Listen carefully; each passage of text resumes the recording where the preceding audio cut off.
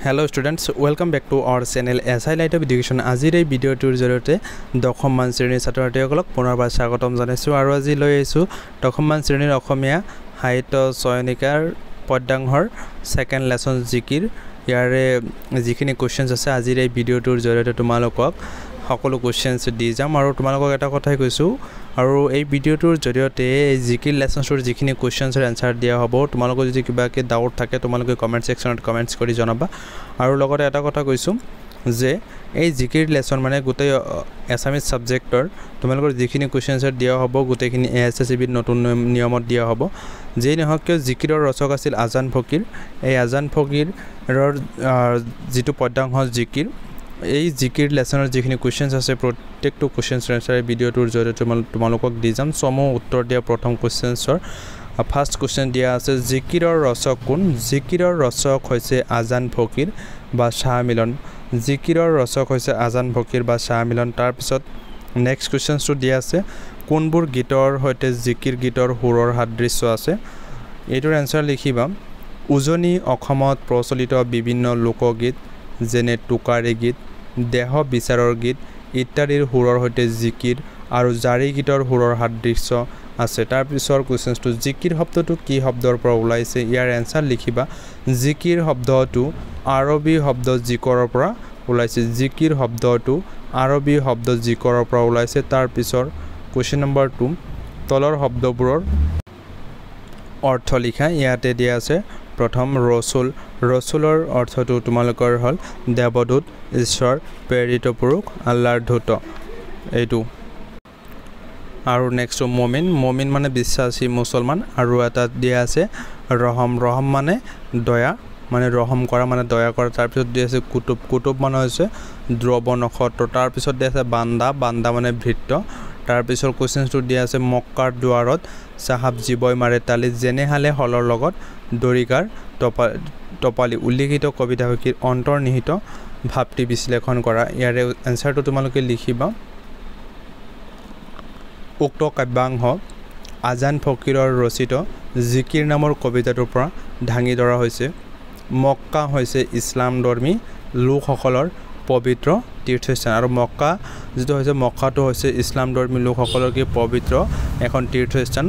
বহু সৌভাগ্যৰ ফলতেহে মানুহে এই পবিত্ৰ স্থান দৰ্শন কৰিবলৈ সুবিধা পায় আৰু বহুতো মানে সৌভাগ্য থাকিব লাগে আৰু সৌভাগ্যৰ ফলত কি হয় এই মুছলমান মানুহে পবিত্ৰ স্থান দৰ্শন কৰিবলৈ সুবিধা পায় এই মক্কালৈ যোৱা লোকসকলে যদি মনত নানা কুচিন্তা হিংসা বা বেয়া ভাব লৈ গৈছে বা আল্লাহৰ নাম স্মৰণ কৰা নাই তেনে লোক আল্লাহৰ ৰহমৰ মানে দয়াৰ পৰা বঞ্চিত হয় মানুহৰ অন্তৰত দয়া প্ৰেম নাথাকিলে বা আমি যদি সকলো জীৱকে সমদৃষ্টিৰে চাব নাজানো আমি কেতিয়াও আল্লাহৰ প্ৰিয় পাত্ৰ হ'ব নোৱাৰো আৰু হেতু কথা উল্লেখ কৰিছো যদি ভিতৰত যদি কোনো দয়া নাথাকে প্ৰেম নাথাকে আৰু সকলো জীৱকে যদি সমান দৃষ্টিৰে আমি চাব নোৱাৰো তেতিয়ালে আমি আল্লাহৰ প্ৰিয় পাত্ৰ হ'ব নোৱাৰো তাৰ পিছত দিয়া আছে এই পৃথিৱীত মানুহে পাপ পুণ্যৰ সঠিক বিচাৰ কৰিব নাজানে বহুতে ভাবে মক্কা দৰ্শন কৰিলে পুণ্য অৰ্জন কৰি আল্লাহৰ ওচৰত জীৱ স্থান পায় কিন্তু হেয়া এক ভ্ৰান্ত ধাৰণা যেনেদৰে হাল আৰু হল মাছৰ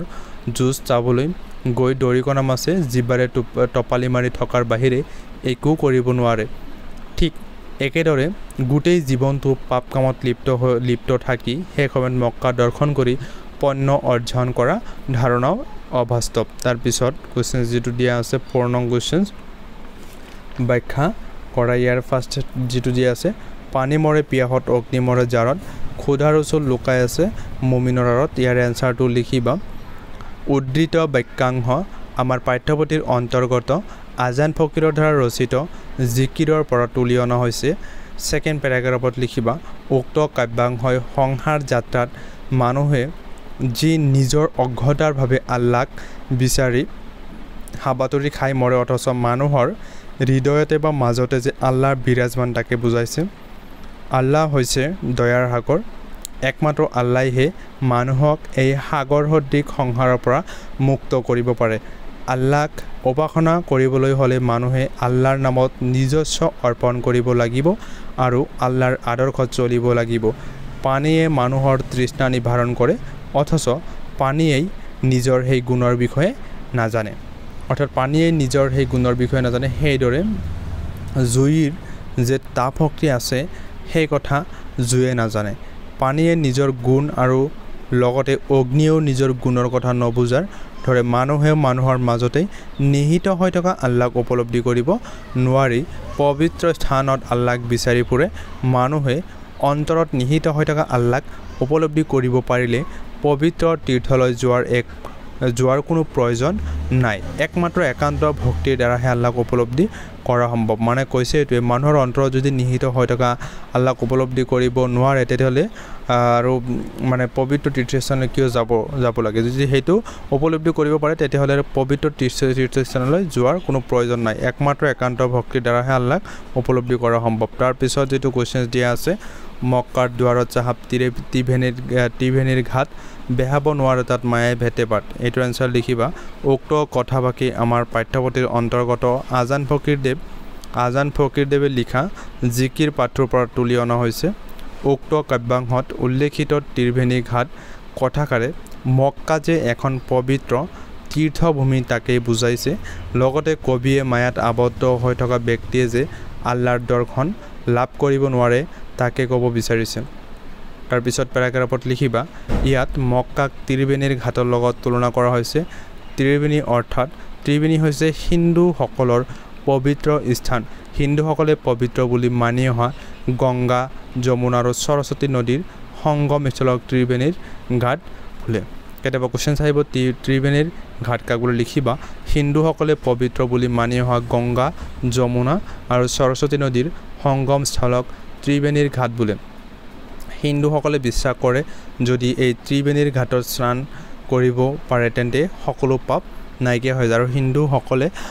এইটোৱে বিশ্বাস কৰে যে ত্ৰিবেণীৰ ঘাটত যদি গা পা ধুৱে তেতিয়াহ'লে সকলো পাপ নাইকিয়া হয় কবিয়ে পবিত্ৰ মক্কাক ত্ৰিবেণীৰ ঘাটৰ লগত তুলনা কৰিছে মক্কা হ'ল মুছলমানসকলৰ পবিত্ৰ তীৰ্থস্থান আৰু মক্কা হ'ল মুছলমানসকলৰ পবিত্ৰ তীৰ্থস্থান মক্কালৈ গ'লে মানুহৰ সকলো পাপৰ খণ্ডন হয় আৰু জীৱন মুক্তি লাভ কৰিব পাৰি বুলি মুছলমানসকলে বিশ্বাস কৰে কিন্তু মায়ামোহত বন্দী হৈ থকা মানুহে মক্কালৈ গ'লেও আল্লাহৰ দৰ্শন লাভ কৰিব নোৱাৰে এই মায়ামোহে তেওঁলোকৰ মুক্তিৰ পথত বাধা দিয়ে প্ৰকৃত শান্তি কেৱল ভগৱানৰ চিন্তা কৰিহে লাভ কৰিব পাৰি উক্ত কথাভাষীৰ জৰিয়তে তাকেই বুজাব বিচৰা হৈছে নেক্সট কুৱেশ্যন হজাৰ মইনাটিৰ অনেক যুগতি দেওমাৰি পাৰ হ'লে এৰিলে পিৰিতি ইয়াৰ এনচাৰটো তোমালোকে লিখিবা উক্ত জিকিৰ ফাঁকি আমাৰ পাঠ্যপুথি অসমীয়া সাহিত্য চয়নিকাৰ অন্তৰ্গত আজান ফকীৰৰ দ্বাৰা ৰচিত জিকিৰৰ পৰা তুলি অনা হৈছে ইয়াৰে নেক্সট পেৰাগ্ৰাফ লিখিবা মানুহৰ আত্মাৰ প্ৰকৃতিৰ বিষয়ে ক'বলৈ গৈ আজান ফকীৰে উক্ত জিকিৰ ফাঁকিৰ অৱতাৰণা কৰিছে নেক্সট পেৰাগ্ৰাফত লিখিবা সজাত পুহি ৰখা মইনাৰ চৰাইৰ দৰে মানুহৰ দেহৰূপী সজাত জীৱ বা আত্মাই বিচৰণ কৰি থাকে মানুহৰ দেহৰূপী সজাত আত্মৰূপী মইনা চৰাই বন্দী হৈ থাকে মইনা চৰাইৰ স্বাভাৱিক বাসস্থান মুকলি আকাশ তথা অবন্যহে সজা নহয় সেইবাবে সুযোগ পালে সজাৰ পৰা ওলাই গুচি যায় পৰিত্যক্ত সজাতিলৈ তাৰ আৰু মনত নপৰে ঠিক তেনেদৰে দেহৰ সৈতে আত্মাৰ সম্পৰ্ক খন্তেকীয়া জীৱৰ কৰ্মবন্ধন দূৰ হ'লেই বিচৰণশীল আত্মাই দেহ ত্যাগ কৰে মানুহে জীৰ্ণ বস্ত্ৰ ত্যাগ কৰাৰ ধৰেই আত্মাই জীৰ্ণ দেহ ত্যাগ কৰি আঁতৰি যায় তেতিয়া আৰু দেহৰ সৈতে তাৰ কোনো সম্পৰ্ক নাথাকে সজা ত্যাগী মইনা চৰাইৰ ধৰে ই তেতিয়া মুক্ত হয় তাৰপিছত তোমালোকৰ লাষ্ট দিয়া আছে ভাষা বিষয়ক সমাৰ্থক শব্দ লিখা ইয়াতে দিয়া আছে চিন্তু মানে ভাবো মানে ভাবি থাকে ঘাট মানে পাৰ পিৰিতি মানে প্ৰেম আসমান মানে আকাশ তাৰপিছত তোমালোকৰ এডিশ্যনেল কুৱেশ্যন যিবিলাক কুৱেশ্যন তোমালোকক বনাই দিয়ে প্ৰথম এটা কুৱেশ্যন দিয়া আছে জিকিৰ শব্দটো কি শব্দৰ পৰা আহিছে তোমালোকে এনচাৰ লিখিবা জিকিৰ শব্দটো জিকৰ শব্দৰ পৰা আহিছে তাৰপিছত জিকিৰৰ ৰচক কোন জিকিৰৰ ৰচক হ'ল আজান ফকীৰ তাৰপিছত তোমালোকে মুমিনৰ অৰ্থ কি তোমালোকে লিখিবা মুমিনৰ অৰ্থ হ'ল বিশ্বাসী মুছলমান তাৰপিছত জিকিৰবোৰক কি গীত বুলি বুলিব পাৰি তোমালোকে এনচাৰ লিখিবা জিকিৰবোৰক ভক্তিমূলক বা স্তুতি গীত বুলিব পাৰি নেক্সট তোমালোকে লিখিবা আজান ফকীৰৰ আচল নাম কি আছিল তোমালোকে এনচাৰ লিখিবা আজান ফকীৰৰ আচল নাম আছিল হজৰত শাহ মিলান তাৰপিছত ত্ৰিবেণীৰ ঘাট মানে কি তোমালোকে এনসাৰ লিখিবা ত্ৰিবেণী বা ত্ৰিবেণী হল গংগা যমুনা আৰু সৰস্বতীৰ সংগম স্থলপথ পবিত্ৰ ঠাই তাৰপিছত লিখিবা ৰহমৰ গৃহত শব্দ দুটাই কি বুজাইছে আনসাৰ লিখিবা ৰহম মানে হল দয়া আৰু গৃহত মানে হল ঘৰাকী বা মালিক হে ৰহমৰ গৃহত মানে হল দয়াৰ গৰাকী আল্লাহ বা ভগৱান তাৰ পিছত তোমালোকে চাবা নেক্সট কোৱেশ্চন জিকিৰবোৰক কিহৰ লগত তুলনা কৰা হৈছে তোমালোকে আনসাৰ লিখিবা জিকিৰবোৰক হিন্দু ধৰ্মৰ ভক্তিমূলক প্ৰাৰ্থনা বা স্তুতি গীতৰ লগত তুলনা কৰা হৈছে তাৰ পিছত নেক্সট জিকিৰ শব্দৰ অৰ্থ কি তোমালোকে আনসাৰ লিখিবা জিকিৰ শব্দৰ অৰ্থ হল স্মৰণ কৰা তাৰ পিছত তোমালোকে নেক্সট কোৱেশ্চন কোন ৰজাৰ ৰাজত্বকালত আজান ফকীৰ অসমলৈ আহিছিল আনসাৰ লিখিবা স্বৰ্গদেউ গদাধৰ সিংহৰ ৰাজত্বকালত 1681 আৰু 1696 তাৰ পিছত পাঠোত থকা আৰবী ফাৰ্চী মূলৰ শব্দবোৰ বাছি উলিয়াই লিখা তোমালোকে আনসাৰ লিখিবা ৰসুল খুদা আদম কুতুব সাহাব মুমিন জিকিৰ জাৰি আমান ৰহম তাৰ পিছৰ কোৱেশ্চনটো হজৰত শাহ মিলনৰ নাম আজান ফকীৰ কিয় হল এনসাৰ লিখিবা শাহ মিলানে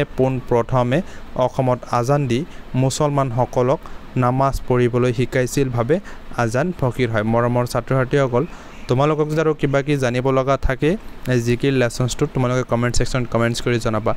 আৰু তোমালোকক আৰু এটা কথা কৈছো এতিয়ালৈকে যদি তোমালোকে এসআই লাইট অফ এডুকেশ্যন চেনেলটো সাবস্ক্ৰাইব কৰা নাই তেনে চেনেলটো সাবস্ক্ৰাইব কৰিবা লাইক কৰা শেয়াৰ কৰা Thank you SI Light of Education. Thank you watching the video.